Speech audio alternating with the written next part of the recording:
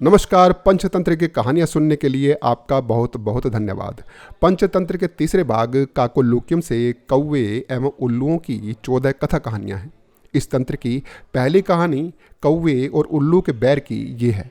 एक बार हंस, तोता, बगुला, कोयल, चातक, कबूतर, उल्लू आदि सब पक्षियों ने मिलकर एक सभा का आयोजन किया। क्योंकि पक्षियों का राजा वैनते वासुदेव की भक्ति में लगा रहता था, शिकारियों से उनकी रक्षा का कोई उपाय नहीं कर पाता था। इसलिए उसकी अनुपस्थिति में पक्षियों ने अपनी सुरक्षा के लिए किसी अन्य राजा को चुन लेने का निर्णय कर लिया। नए राजा के चुनाव में कई दिन लग गए। अंत में सबने एक सम्मति से एक सुंदर उल्लू को अपना राजा चुन लिया। अभिषेक की तैयारियां होने लगी। विविध तीर्थों से पवित्र जल मंगवाकर सोने के घड़े भरे गए। सिंहासन पर रत्न चढ़े गए। मंगल पाठ शुरू हो गया। ब्राह्मणों ने वेद पाठ शुरू कर दिया। नर्तकियां नृत्य करने लगी। उल्लूक राज सिंहासन पर बैठकर राजा का मुकुट पहनने ही वाला था कि कहीं से एक कौवा आ गया। कौवे ने समारोह देखा तो उसने पूछा, यह उत्सव किस लिए रखा गया है? पक्षियों ने भी कौवे को देखा तो आश्चर्य में पड़ गए। उसे तो किसी ने बुलाया ही नहीं था। फिर भी उन्होंने सुन रखा था कि कौवा सबसे चतुर कूट राजनीतिज्ञ पक्षी है। इसलिए उससे मंत्रणा करने के लिए सब पक्षी उसके चारों ओर इकट्ठा हो गए। उन्होंने कौवे को बताया कि सर्वसम्मति से उन्होंने उल्लू को अपना नया राजा चुन लिया है और आज उसका राज्याभिषेक है। उल्लूक राज के राज्याभिषेक की बात सुनकर कौवे ने हंसते हुए कहा, राज्याभिषेक? एक उल्लू का? उल्लू को चुना किसने? यह चुनाव ठीक नहीं हुआ। मोर, हंस, कोयल, सारस, चक्रवाक, शुक आदि सुंदर पक्षियों को रहते तुम एक टेढ़ी नाक वाले अप्रियदर्शी पक्षी उल्लू को राजा बनाना चाहते हो? यह उचित नहीं है। वह दिन में देख नहीं पाता, किसी शिकारी से अपनी रक्षा तो कर नहीं सकता, तुम्हारी रक्षा क्या खाक करेगा? वह स्वभाव से ही रौद्र है और कटुभाषी है।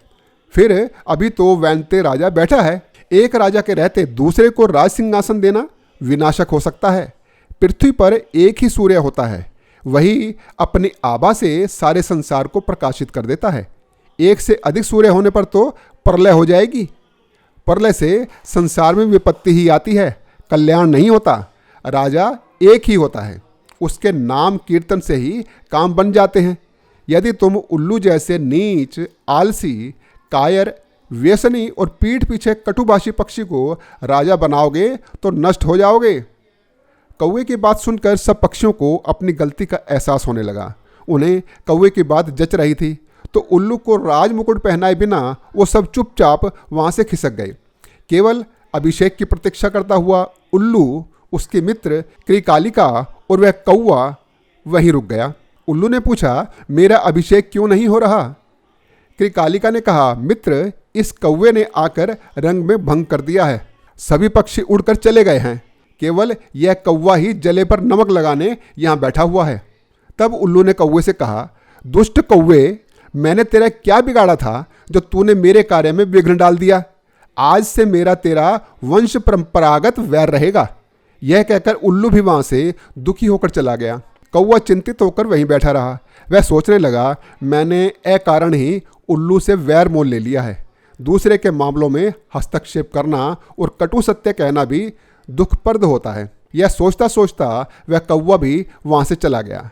तभी से कौवों और उल्लुओं में स्वाभाविक वैर चला आ रहा है। अगली कहानी मेरी अगली वीडियो में देखने के लिए अभी तक आपने मेरे चैनल को सब्सक्राइब नहीं किया है तो कर लीजिए।